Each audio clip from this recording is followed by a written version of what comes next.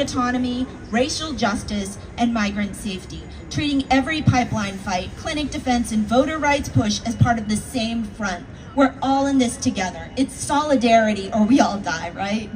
We have to stand together.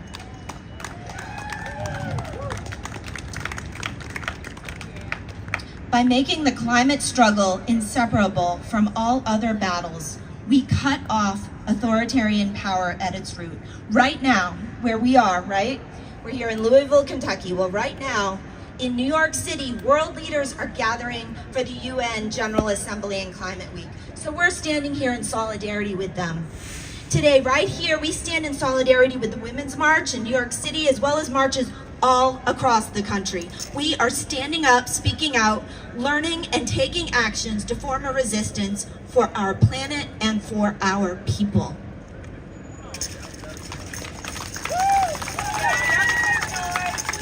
Repeat after me. Money talks, but so do we. Money talks, but so do we. Time to end the tyranny. Time to end the tyranny. Money talks, but so do we. Money talks, but so do we. Time to end the tyranny. Time to end the tyranny. Money talks, but so do we. Money talks, but so do we. Time to end the tyranny. Time to end the tyranny. All right, you all. We are going to start with a grounding practice. Then we'll have a couple speakers. We have Felicia, Newman, Pony, and Z. We're going to do a little power map, kind of exploring the data center that is going in West Louisville and Shively. Do you all know about that? A little bit. We'll talk a little bit about that. And then we're going to walk to join the moms. They're having an organization. Chanel, do you want to talk about that a little bit? Or? Yeah, I can. So today there's also, of course, several other things going on, but downtown there's a few other things. There's a group called Moms, M-O-M-S. This is not Moms Demand Action. This is a group of parents and loved ones of murdered Black people in the city, and they have their 6th annual protest that they do on the courthouse steps, March in Our Shoes, and they show their shoes and their loved ones that they have lost, and call on the city, call on its elected officials, and call on the rest of you all to be in community with us as we mourn, but also as we fight back. They do that on the courthouse steps because of the injustice that they have felt with their families.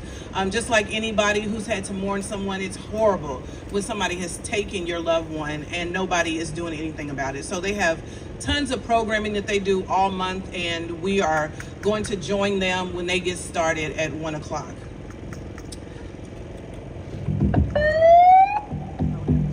All right, we're gonna get started with Susie and the drum. So you want me to hold it?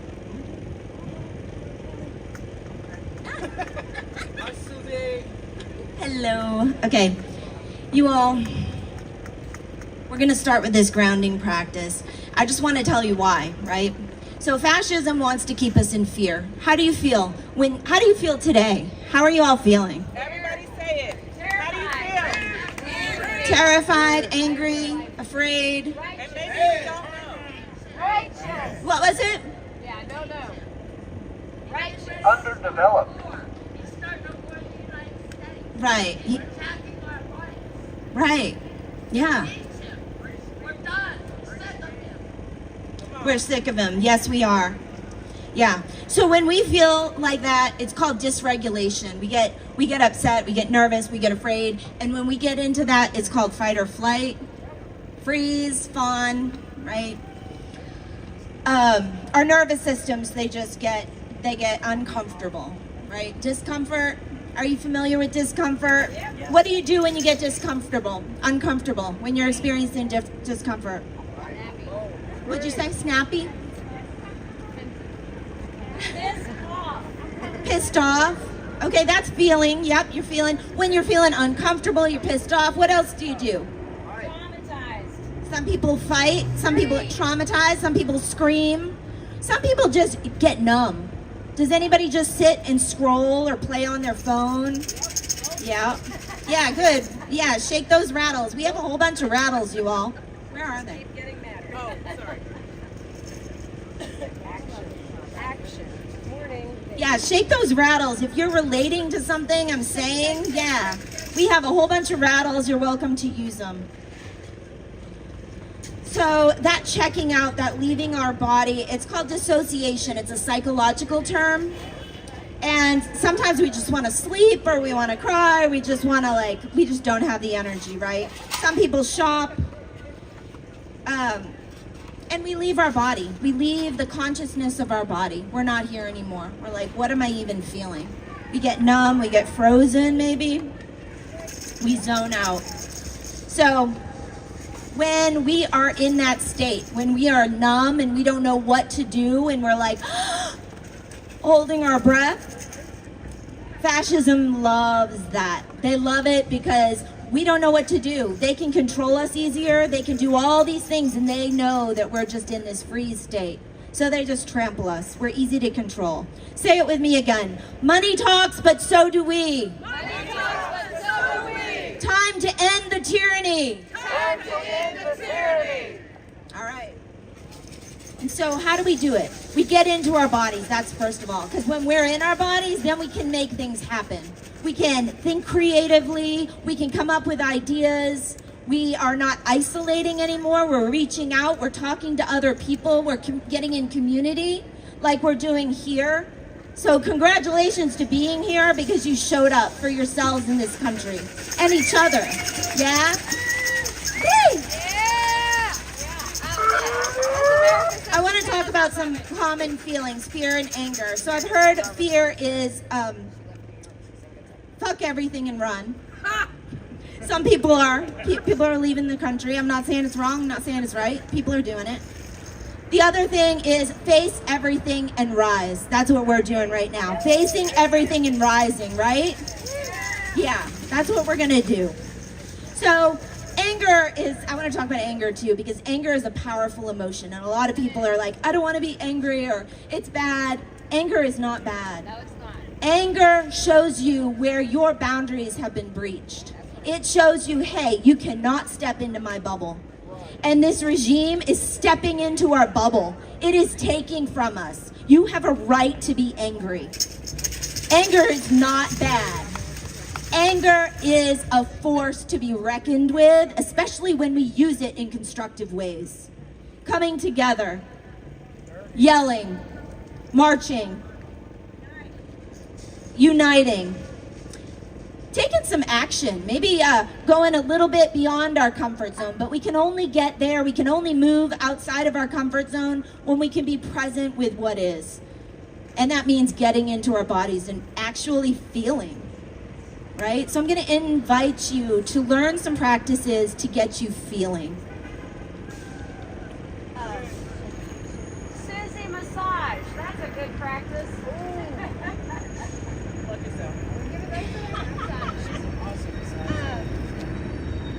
Okay, and I want to talk about some of the things about discomfort. What are some examples of everyday examples of discomfort? Hearing the truth about privilege or complicity.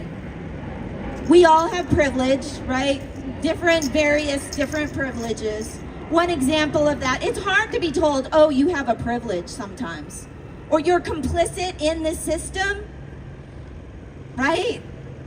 I have the privilege that I had a car that I was able to get down here. Some people don't have that. That's a privilege, right? And driving that car makes me complicit in this system. I use these fossil fuels. Ooh, how does that feel? I mean, I'm not saying I have the answer, but it's true, right? We have to be with that discomfort. Saying no, especially if you're a people pleaser. Do I have any people pleasers here? Raise your hand, shake it, yeah, whatever. People pleasers. What's it like when you say no? Do you like it? Does it feel good? It feels good, yeah. If you're comfortable with being uncomfortable. If you're a people pleaser, it can be really uncomfortable. So when you want to make a change, you have to do something different, and that means getting out of your comfort zone. And we're all being pressed to get out of our comfort zone, because what we are facing is like something I've never faced before. Maybe some of you have, but it feels bigger to me personally. Naming our needs out loud, especially if we're very individualistic, A lot of people in this country are individualistic. We like our things. We don't want to have to ask anybody. We want to be self-sufficient. Pull ourselves up by our bootstraps. What's it like to ask for help? It's hard. Yeah, it's hard to ask for help. But it shouldn't be, right? We should be in community where we can say, hey, I have needs. I have wants. I don't know how to do this. I need help. What would it be like? Think about it right now, just for a second. What would it be like to be in a community? And maybe you do have community like that. Maybe you have family like that, or a larger community, a church community or something. What's it like to feel comfortable saying, hey, I need help? It's empowering, yeah. It gives you confidence. No, thank you. And sitting with grief and rage and injustice without numbing out. Can you do that? Or do you want to hide? Do you want to run from it? A lot of you said you were scared or angry. A lot of us get frozen. A lot of us don't know what to do. Can we sit with that? Can we get with other people and say, hey, I'm uncomfortable? So staying present and moving through that discomfort, those are examples I've given. And those examples, that's where collective resistance is born. We have to get comfortable with being uncomfortable. We have to be willing to step out of our comfort zone and do things that maybe we've never done before. When I say that, how does that make you feel? Uncomfortable. It's reality. It's what? We're here. We're here, right. Can we be here? So let's see if we can do some exercises to get us present. So first off, I do healing work. I'm a healer. One of the things I say is breath is the first medicine. Breath. We come out breathing. Breath is one of the natural ways that we can regulate our nervous system. So I'm going to invite you to put one hand on your belly and one hand on your heart. Yeah, do it. Put one hand on your belly and one hand on your heart. Take a deep breath in for 4. Hold it. And let it out as slowly as you can with a sound. Again, another deep breath in. Allow your rib cage to expand. Allow your belly to fill. Hold it. And exhale. Join me. Is it uncomfortable? Are you feeling a little awkward? One more time. Hold it. Exhale. Notice how you feel. A little bit different. Breathing change, maybe. Maybe you notice that you do breathe.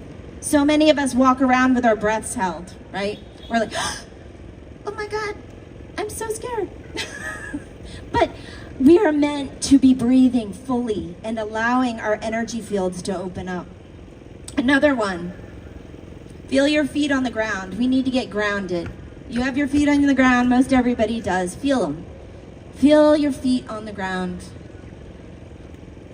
Feel your crown being pulled up to the sky. Bring your shoulders up.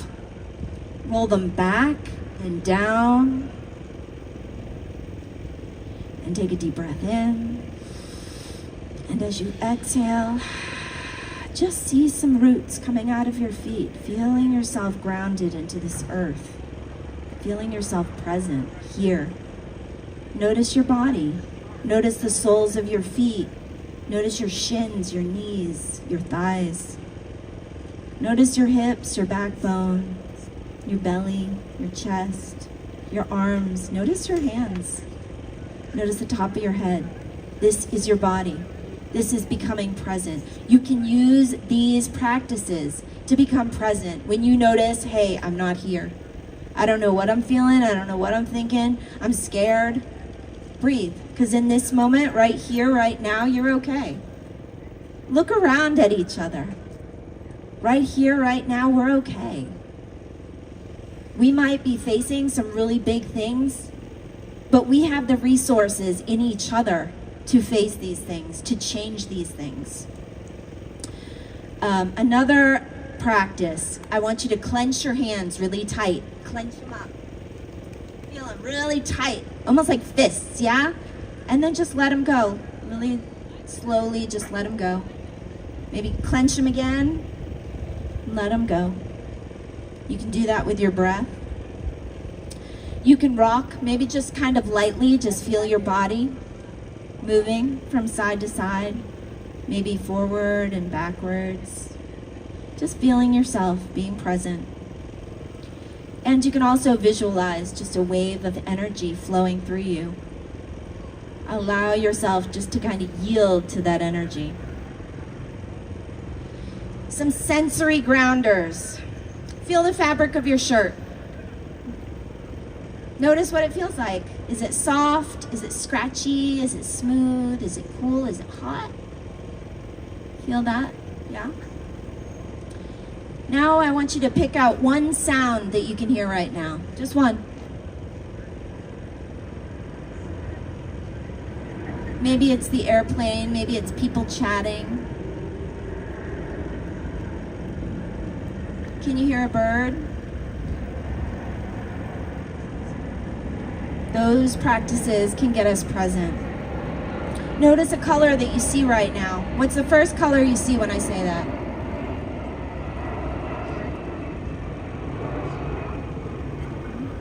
Good.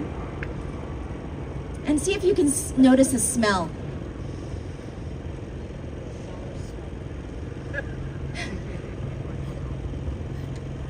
Those are some practices. We get into our senses. We use our senses. That's how we understand this world, through our senses. So when we connect with them, when we start to notice, maybe notice small details with our eyes or our ears or our nose.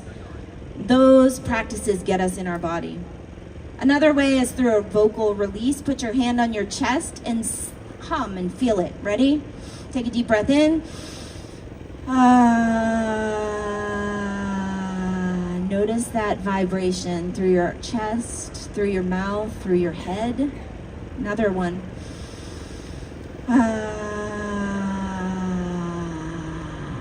Yeah, those practices, getting us in our body. Yeah, and another vocal release is a yell. You want to do a yell? Yes. Yeah? All right, we did the yell last time. Let's do it. 1, 2, 3.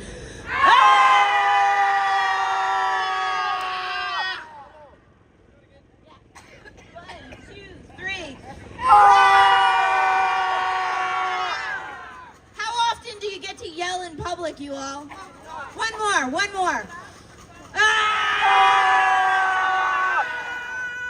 Say it with me. Money talks, but so do we. Money talks, but so do we. Time to end the tyranny. Time to end the tyranny. Money talks, but so do we. Money talks, but so do we. Time to end the tyranny. Time to end the tyranny. So, to sum it up, capitalism and fascism do not want us to sit with discomfort because it interrupts their control. If we can get past that, if we can get out of our comfort zone, we can make change. I want to see you all make change. I want to see you join an organization, talk to some people, meet new people while you're here.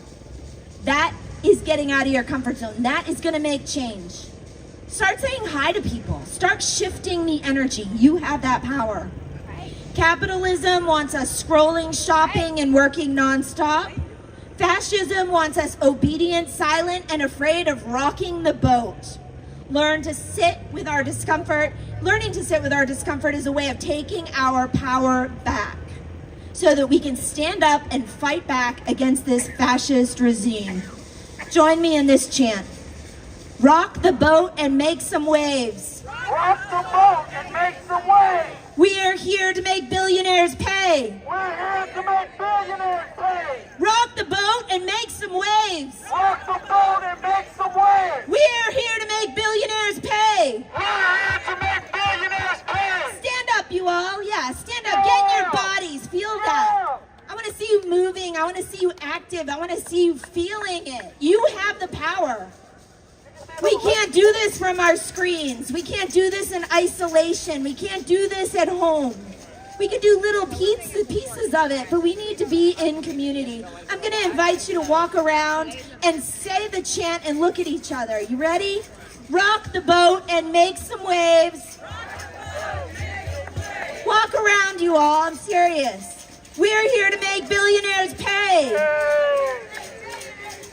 Rock the boat and make some waves. Rock the boat and make some waves. We're here to make billionaires pay. Look into each other's eyes. Rock the boat and make some waves. Rock the boat and make some waves. We're here to make billionaires pay. Rock the boat and make some waves. Rock the boat and make some waves. We're here to make billionaires pay. Feel that as you're walking around, you're making waves with your body. In this universe, you are stirring things up. Rock the boat and make some waves. We are here to make billionaires pay. You all are awesome. Thank you, thank you, thank you. Sitting with discomfort allows us to face the realities of fascism, racism, ableism, classism.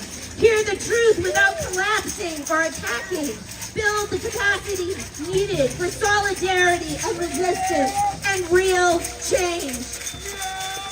Rock the boat and make some waves. Rock the boat and make some waves. We are here to make billionaires pay. We are here to make billionaires pay. Woo! Woo!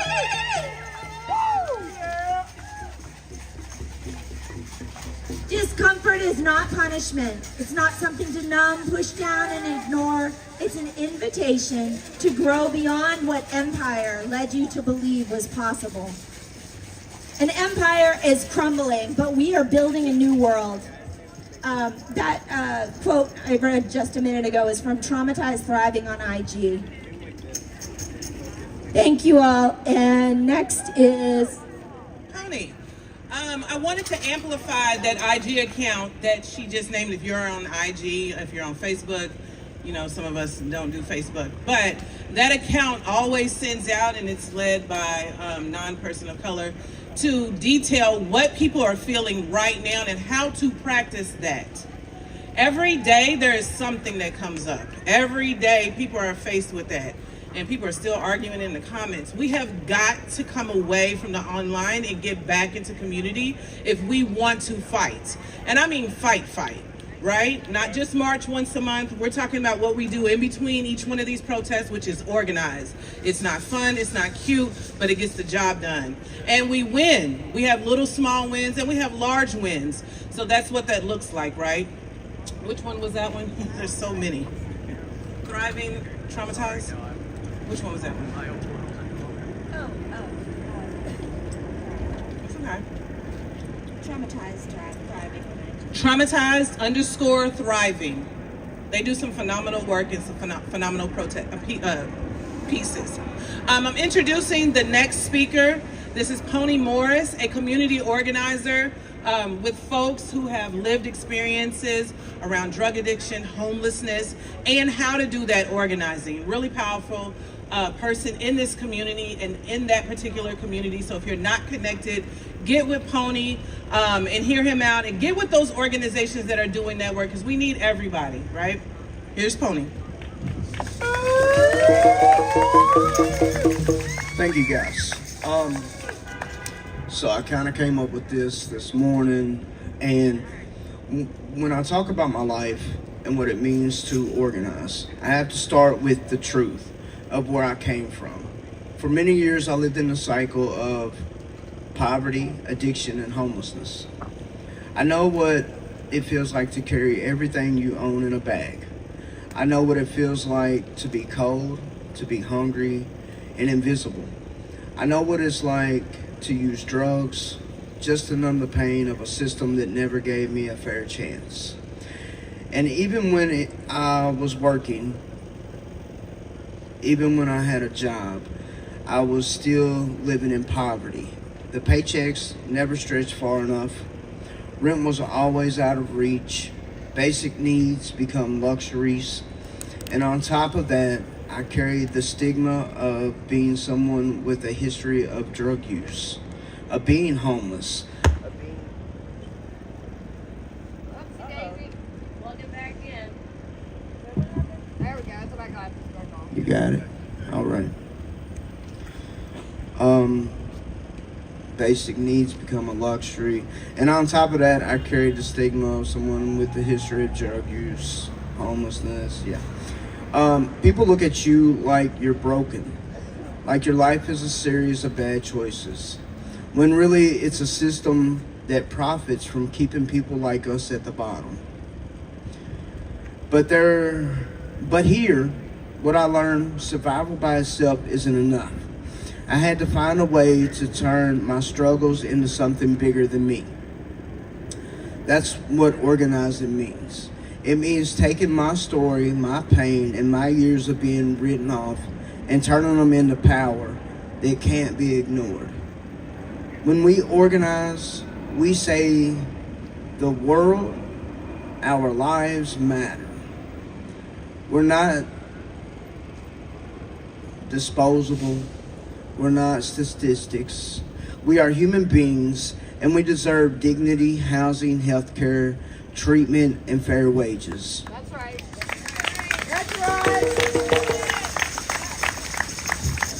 Organizing is where isolation ends and community begins. It's where we realize we're not alone, and we learn that together we can fight back against the very system that keeps us poor, addicted, and homeless. Organizing doesn't change policy, it changes people. It changed me. It gave me back a sense of purpose, a sense of hope, a reason to believe that my life could be more than just survival. And it taught me that my life, my lived experience, everything I went through is not a weakness. It is a source of strength because it connects me to others who are still out there struggling. So when I say I organize, I don't do it for the titles or the recognition. I do it because I know there are still people out here sleeping in the streets at night tonight. I do it because I know there are workers put in 40, 50, 60 hours and still can't afford rent. I do it because I know there are people fighting addiction who just need a hand, not handcuffs. That's right. Organizing to me is life. It's how we fight back, how we build power, and how we make sure that the next generation doesn't have to suffer the way we did. It's about creating a world where survival isn't the ceiling, it's the floor. And from there, we rise. Love you too.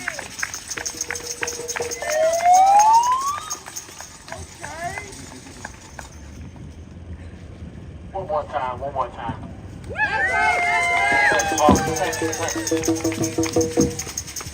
Sorry, if y'all see me scratching my face and stuff, it's these bugs out here. I'm not bothered by anything, but if it flies in my face. I want to call attention that the 5051 Kentucky tent is over here in the corner and east side of the tent. There are t-shirts for sale. No kings, no fascism. And there is also ways to donate to support these actions and the action coming up in October. Want to lift that up, that No Kings actions have been 5051 events. We are absolutely collaborating with others throughout the region to be able to make sure we get those off without a hitch. But yes, make sure you visit the 5051 tent and then also sign up to volunteer with different teams that we have, safety and security. We also have the art team, so a lot of the things you see Susie put together, which she's just freaking phenomenal. They are a large team and they're doing some great things.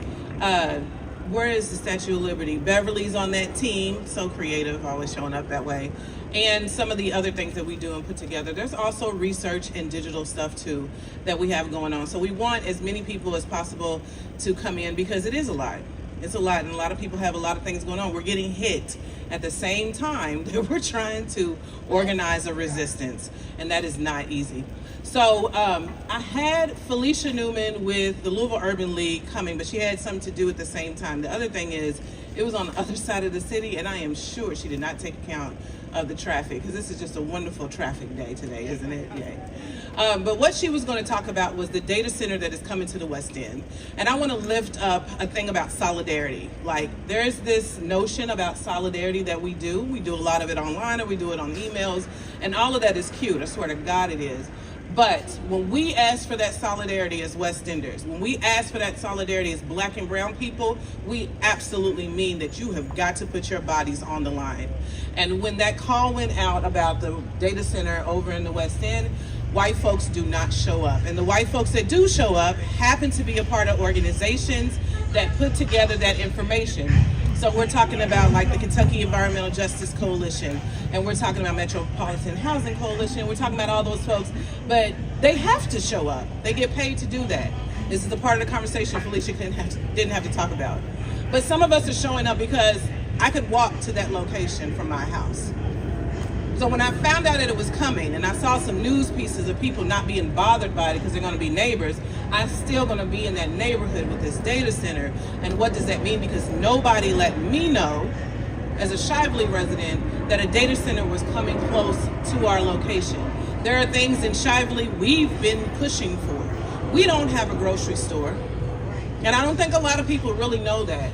And it's really easy to look at. So if you like to, you can pull out your phones and pull up maps and just look at some of the common things that a lot of folks have out east on the other side of 65, or even down south on the other side of 65. But when you look at the west and you look at the southwest of Louisville, there are a lot of things we don't have.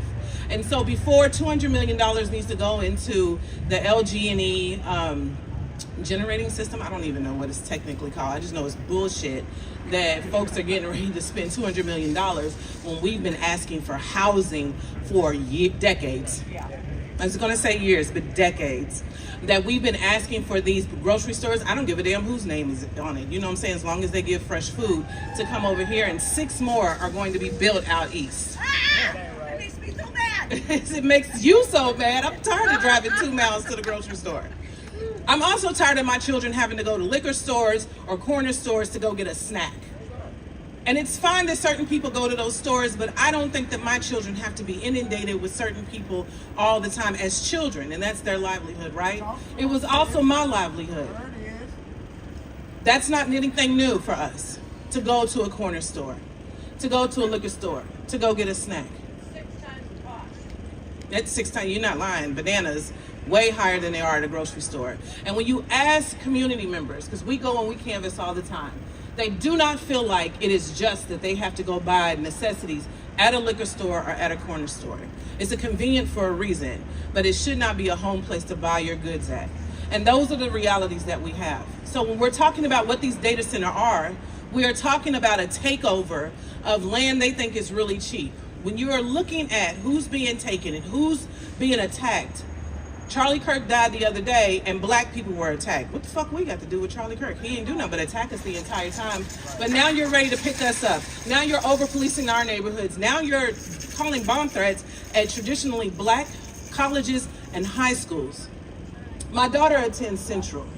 I had to hear on Facebook, of all places, that there were bomb threats and whatever, and I can read through a bomb threat whether it's new or not. I went to Dawson. They did it plenty of times, trust me. But the kids don't even know that it's happening inside of the school because they're keeping them safe. But they rather run these simulations of what happens if a school shooter comes. This is our reality. This is our day in and day out. So instead of these data centers that they keep popping up in poor neighborhoods and in poor parts of the country, the South is being inundated with them. And if we don't have a justice to do, it is racialized justice in this part of the country. And Kentucky is largely a part of that. So we are calling on people to call into LG&E and be able to give a statement about that. I needed to have that information. I didn't, because I did not attend the meeting yesterday. I had another meeting. But we are looking at trying to stop at least the LG&E building from being built, because what they're going to do is sell it to the owners, and then the owners buy it, and then of course they don't have to pay an LG&E bill. And something I found out as a business owner is that if you don't ask for your LG&E to be cut off, it doesn't get cut off. It keeps running. Who knew that? Because I sure in the fuck didn't. But if you're a family trying to make it on $7.50, if you're a family trying to make it on $13, if you're a family barely making $20 an hour, if you're a family on hours that are not sustainable, your LG&E can be cut off immediately without any type of support, because we have none anymore. That has been cut off thanks to this mayor who has sided with Trump, who has sided with ICE, who is in support of fascists, right? We're looking at people who have a certain background, siding with people who mean to do us all harm. But what I'm tired of is black people and brown people taking the brunt. We're also doing some door knocking, and I'm going to tell you, some of the neighbors that people are always pointing out are really looking out for each other, and that's what people have. They have community, and that's the only way that we're able to fight back, getting that information out to each other. During that door knocking, people were letting us know who was an immigrant and who wasn't, who might need some more support and who doesn't. So everybody's watching each other, but we need folks who don't typically do that to do that. And we need people to show up as well. One of those organizations that has always 10 tones down in West Louisville called out any type of environmental justice is REACT. Give REACT a round of applause, right? Ebony Neal Cochran and others lead that organization, and they are calling out the injustice of every industrial complex that is over here in the West End, and one of those is Anderson. Anderson sits in the middle of a neighborhood. Most of them do. It's kind of trifling. Anderson sits in the middle of a neighborhood, and if you didn't know, if you look at the particulate levels that drop down into our city, most of those particulate levels, of course, take place in the West End. So many places right across 9th Street, right in the deep of the West End, cannot grow vegetables unless you continuously irrigate your dirt. And we know what happens when you continuously do that. It no longer becomes as fertile as it needs to. The bugs don't get to get in there and get good and buggy, because I don't know what they do, they bugs. It's that part of the environment. They do their environment stuff down in there, their ecology build, and get that ground going, but we have to continually tend to the dirt. Anyway, Anderson is putting out lots of particulates right in the neighborhood. And that neighborhood has a school that's right next door. So there are children that play out on the playground. There are people who are walking their children to bus stops. There are people who walk to the corner store. There are people who walk to church. There are elders at the senior home that's right around the corner from this place. And because everybody is not speaking out, but Ebony and them are organizing, that's what they're doing. So if you're on Facebook, join the REACT group, and then pay attention to the call to actions that they put out. They're putting out like these sea green type flyers, and it has all of that information on it. But I definitely wanted to call that attention because we know a lot of people haven't been paying attention to the data centers. Recently, I was trying to read the article, I didn't finish, but there is a call to action to kind of halt what's going on around these permissions around data centers. Because who gets to have say over what land just because it is already permitted, right? Lots of businesses, large businesses, get to come in and dip into the West End over and over again. And for decades, we have been obstructed from doing the same as residents. My family comes from Russell. They've lived in Russell since Russell was 9th Street, before it was 9th Street, right? They were here when the businesses were there. They are here when the businesses left. Their house was torn down, just like many other West Enders. Redlining is real, and redlining has not stopped. From goods to services to insurances to protections, it is still here. So that is part of the reason why I really want us to make sure that we grab more of us, more of y'all, people who get it, to be able to show up for people who think that you all don't get it.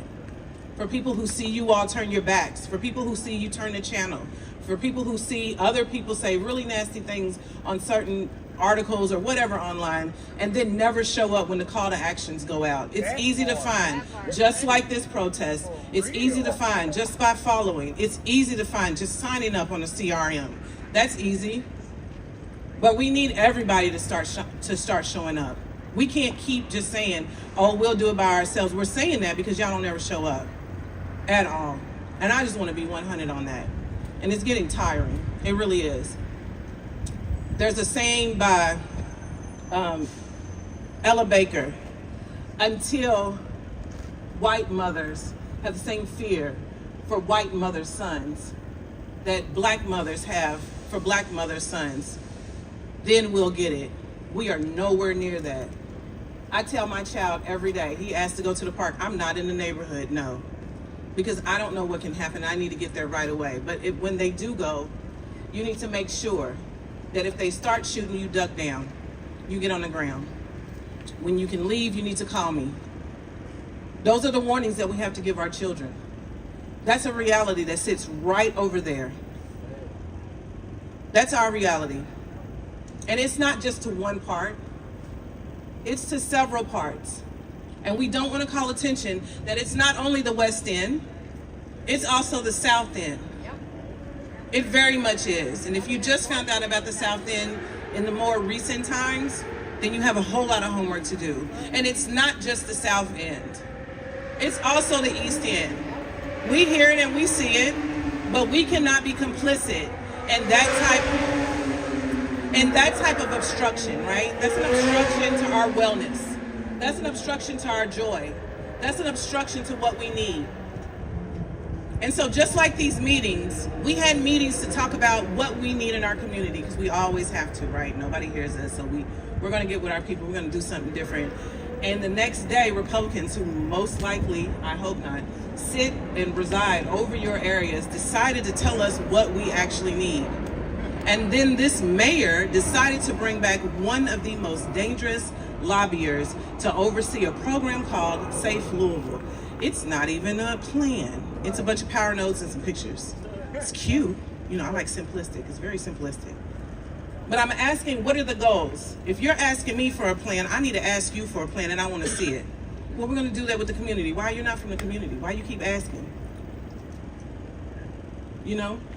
And we're telling you what it is that we need, and we're demanding that from you. Day in and day out, people demand from the city administration what we need for our communities.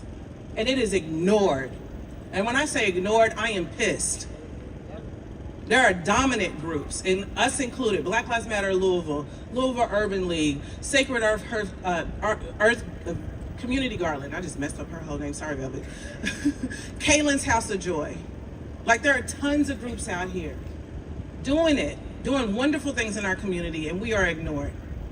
And so I want you all to start asking those questions too, because they listen to white people and they don't listen to us.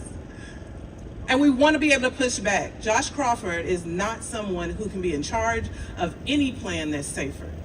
Any plan that demands that black children get locked up is not a plan. And if that's at the core of your plan, then you need to stop, or we can stop you. It's fine, it's okay, because I'm gonna do it anyway. All right, so I just want people to be sure that group is REACT. There is also several other groups, the Kentucky Environmental Justice Coalition. There's a few others. Actually, let me go ahead and look at our list so I can make sure that people are signing up. I didn't see any sign up from the meeting yesterday. Give me a second. React on what? On Facebook? Yeah, capital, all caps, REACT. REACT, yeah.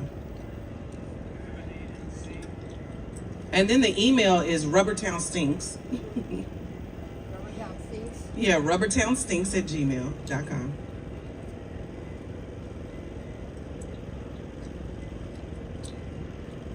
Brighter Future, Trees Louisville is in here. Kentucky Water Alliance is in here as well.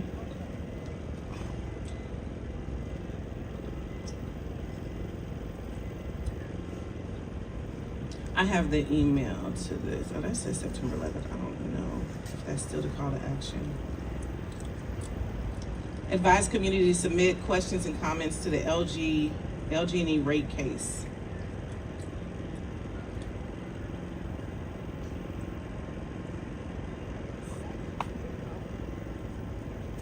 At Kentuckians for Energy Democracy. That's K4ED.org. Definitely sign up there.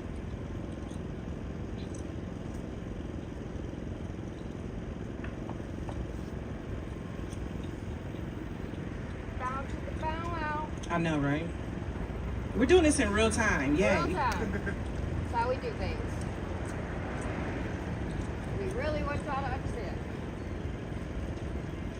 Yeah, so look out for those because there's a few other call to actions that haven't been put together yet that we're going to post. I'll definitely post what I can from the BLM Louisville accounts, but I want you all to make sure that you all start showing up. You start seeing those things, or these Metro Council meetings. They're boring and sometimes annoying, but being able to show up and to find out what's going on for different communities.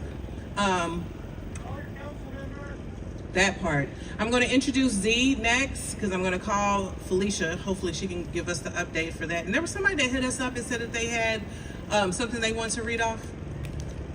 Okay. Z? Thank you.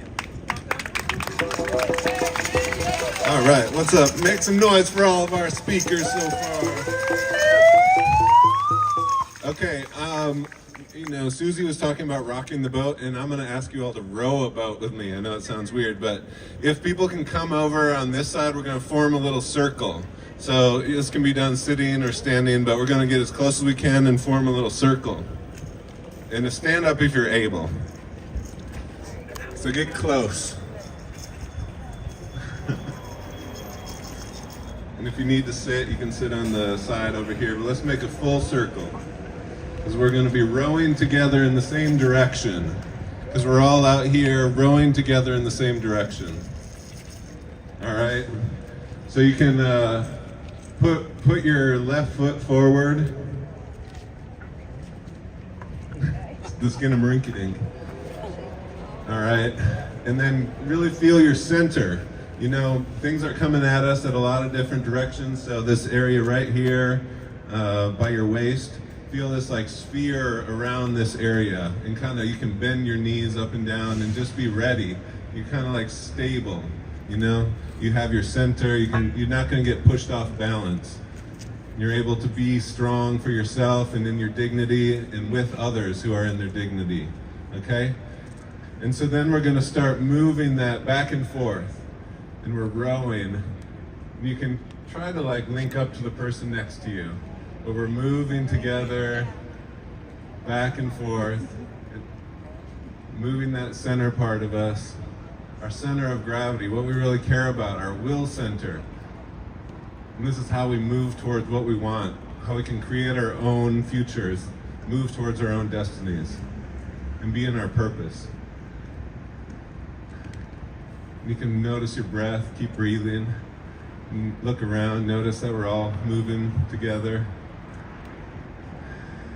Take a breath. And then we're going to add in our arms. And so we're going to row back and forth. We're rowing together. It takes all of us. Notice, look at this. We're all doing this together, coordinated.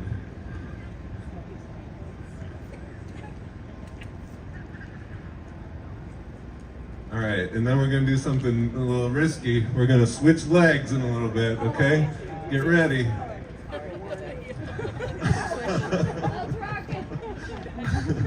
Okay. I'm gonna say 3, 2, 1, switch, and then we're gonna switch. 3, 2, 1, switch. All right, keep rowing, keep rowing. All right. Remember your center moving back and forth, and your voice, feeling the ground underneath you, feeling our power together. All right, then we're gonna switch legs again. Ready? 3, 2, 1, switch.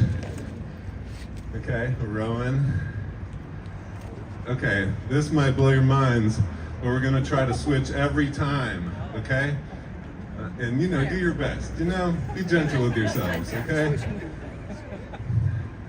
So we're gonna go switch, row, switch, row, switch, row, switch, row, switch, row, switch. Be gentle, you know? We're doing our best, okay?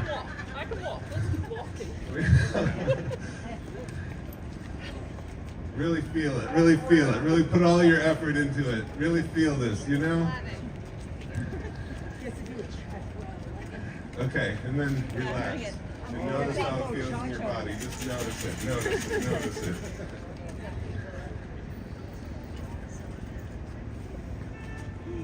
I'm gonna read a little poem. It's called This Is the Place. This is the place. This is the place where I understood magnolia trees mirrored the beauty on my insides and taught me to relax into my roots. This is the place where we upkeep escalators in public transit stations, restrooms in public, healthcare for all, because we're in charge. We're running things. You and I, your people, my people. We are bringing our skills and wisdom to run it all. So what do we do with the cars, the roads, the fields, the crops, the cows, the skyscrapers, the food, the books, the poems? This is that world that we get to figure out how to live with, how to be in, visions to be had and solutions to be practiced. We see solutions in the future our ancestors dreamed of through us. This is that place that each of us came from, a place of the spirit, an Akashic place, an ancestor's place, a universe place, a story place, a tarot place, a creator place, a god or goddess place, a dreamtime place, a galaxy in the heart place, a visionary futurisms place, this unknown place, this changing place. This is the place. This is that place where we feel whole, where medicine is given when needed, where the unique mechanics and temples of our bodies are listened to, community held and fortified. This is that place that only we can create. It's that place inside yourself where you journey to feel at home and spotlight your reality as part of the planetary essence, clothed sacred by the teal, green, and sienna seen from the moon. This is that place where the lung of the earth is being massaged by 1 million dedicated healers, where we believe in our collective magic, witness, heal, don't dispose of community, but actually transform for justice, where genders as broad and colorful as the cosmos are loved on, waking up romance next to gender, body, sex, positive lovers, where sexual malaise is only a story of the past, which has danced away across our bones like wind and cotton curtains set free. This is that place where the vault of reparations veins through hearts, handbags, accounts, and lands has been valved open and flowed through to new holders and decision makers who take place to heal post-trauma and salve the soma. This is that place where native land keepers teach global stewardship and we all bail up the border wire to sweep clean the oceans. It is here where water is purified and kept running for the Rust Belt, detoxed of metals not meant for our buoyant minds. It's where the economy centers on the growth of the empath's gift and meeting basic, beautiful needs, where children cannot be bombed, where a ceasefire happens now, where serendipitous moments snap open the mirage of the mundane. This is the present moment, pregnant with possibility, holding the potential of a dreamscape so true it dredges loneliness, sweetness not afraid of grit, truth not succumb to convenient, liberation gently touched from the inside, cages shattered from the outside, stars in our hands, collective depth in our moves. A long for bed we rise up from renewed to love it together here.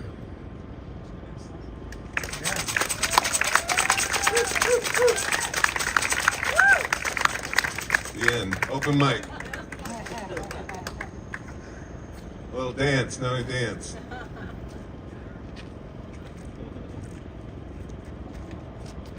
I just real quick, we have to start reaching out to all demographics if we're going to, like right now there's a super majority in the state house and senate with Republicans. We got a racist, hateful president, Donald Trump, and we have to start reaching out to young men again.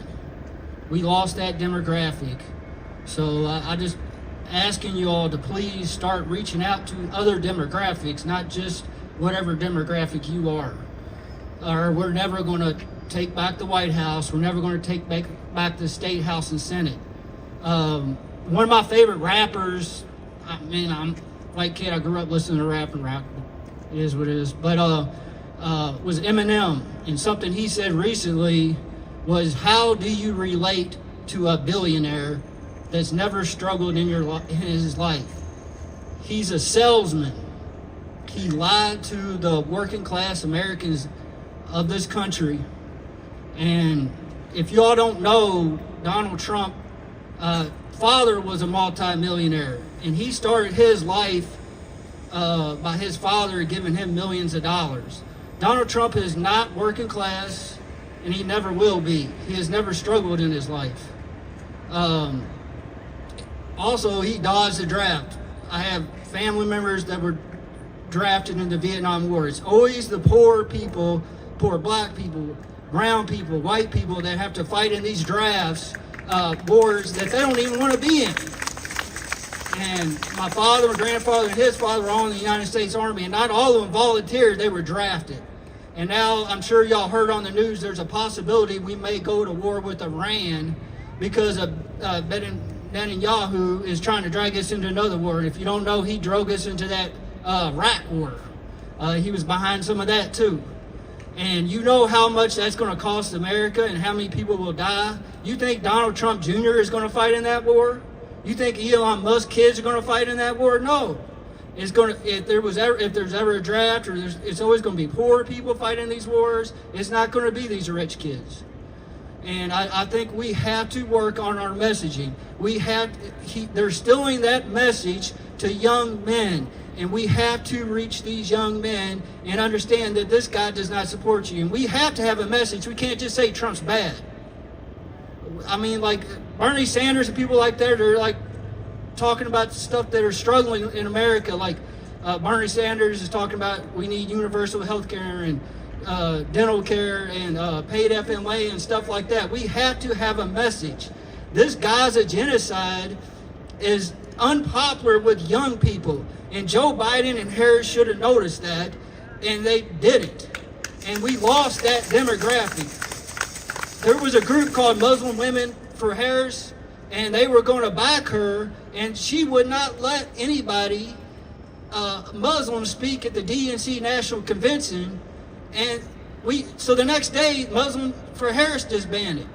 The Teamsters Union, which is one of the biggest unions in America, Sean O'Brien wanted to back Harris, and then she walked out on him. So we lost that. We have to reach out to unions. We have to reach out to demographics, especially young men, or we're just spinning our wheels. You can't just reach out to one demographic. We have to be reaching out to everybody. We got to make everybody feel welcome. We got like rich lawyers running the party and all this stuff, and we have to reach out to working class people. I worked at a warehouse for years out of UPS Supply Chain Solutions, unair conditioned, 12, 16 hours a day. Those are working class people. Mayor Greenberg and Morgan McGarvey, those are not working class people. Those are rich lawyers. The reason young men don't want to be in our party sometimes is because they're not.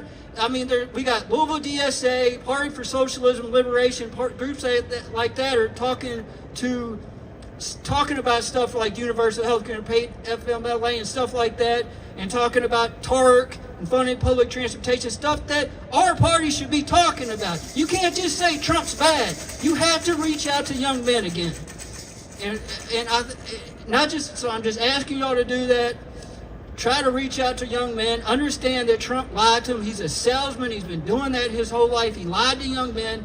They got brainwashed by the stuff he said, and I understand it. I mean, they're like, we're not selling anything to them. You should be saying universal health care, universal dental care, paid FMLA, stuff like that. We're just spinning our wheels if we don't have a message. And it can't just be Trump's bad. We have to reach out to young men again because we lost that demographic. Thank you. All right, make some noise. I don't know, what do you want to do, Susie? Do you want to...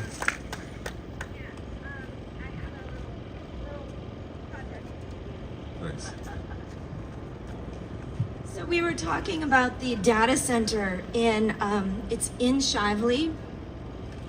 And I'm going to invite you all to participate with me if I can find my papers.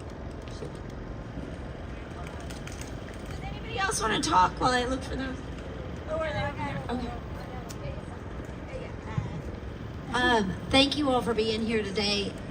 5051 is committed to putting together monthly actions, but I just wanted to speak a little bit about, we've got a healing space over here, and those will be at all of the rallies, protests, the things that we organize down here. We have a community vision board, and I think it's really important, one, to acknowledge that anyone else's struggle is our struggle too. I mean, at the end of the day, what we are fighting against is greed, it's classism, and it's class warfare. And so we have to recognize that our struggle is no different than the struggles of those worldwide who are oppressed at the hands of a wealthy few. Okay, so it's really important that we speak on the world that we're creating instead of always focusing on what's wrong with the now. We use our words very intentionally, and we speak on the world that we're building together. So I would ask you all to please stop by the table over there. We've got some Reiki healers if anyone would like some energy work, and we also have a very large community vision board and a bunch of magazines over there. So if you guys will take just a few minutes while you're here to take some pictures and words out of those magazines and put them on that vision board, and let's focus on the world we're building, not just the one we're tearing down. Thank you. Yeah, the banner that she's talking about is really cool, creating that vision board. So this data center in over in Shively, they're building that. So what happened was there was a Meta center that was being built or is built over in Jeffersonville, and Poe companies and powerhouse data centers were like, oh, this is some, this is some good land to go over and buy. So they're across the bridge, right? So they come, and Steve Poe from Poe Companies. Who has Steve Poe on there? Here, can you come get this?